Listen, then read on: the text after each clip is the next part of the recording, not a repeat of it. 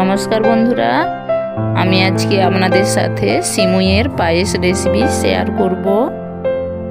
আমি এখানে পরিমাণ মতো সিমুই নিয়েছি আর নিয়ে নেব পরিমাণ মতো দুধ। আমি এখানে 10 টাকা দামের এক প্যাকেট গুঁড়া দুধ নিয়েছি ও এক বাটি গরুর দুধ নেব। আমি গুঁড়া দুধটা আগে গরম জলে মিক্সড করে নেব।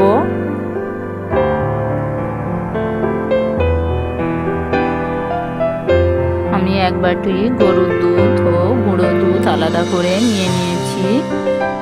আমি গরম কড়াইয়ের মধ্যে পরিমাণ মতো গাওয়া ঘি নিয়ে নিচ্ছি। ঘিটা গরম হলে আমি সিমুই ভালোভাবে ঘিয়ের সাথে ভেজে নেব।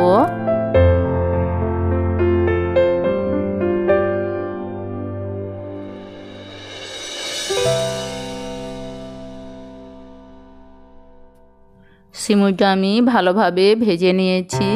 এবার এর মধ্যে আমি দুধ দিয়ে দিচ্ছি, গরুর দুধ ও প্যাকেট দুধ দুটো আমি একসাথেই দেব। সঙ্গে আমি দুটো এলাচ দানা নিয়ে নিচ্ছি ও পরিমাণ মতো কিশমিশ, আপনারা চাইলে কাজুও দিতে পারেন।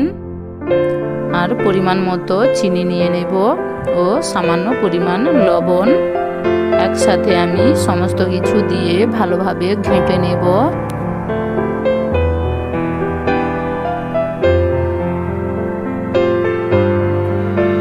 আমি মিডিয়াম আঁচে 5 থেকে 7 মিনিটের মতো রান্না করে নেব।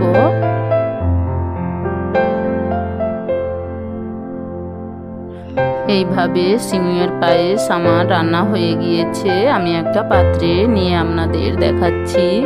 বন্ধুরা, বাড়িতে অবশ্যই এইভাবে খুব সহজভাবে সিমুইয়ের পায়েস রান্না করে নেবেন। রুটি কিংবা এমনি টিফিন হিসাবেও খেতে পারেন। খুবই সুস্বাদু এক রেসিপি, দারুণ একটা সেন্ট বেরোচ্ছে। ভিডিওটা ভালো লাগলে লাইক, শেয়ার ও কমেন্ট করতে ভুলবেন না।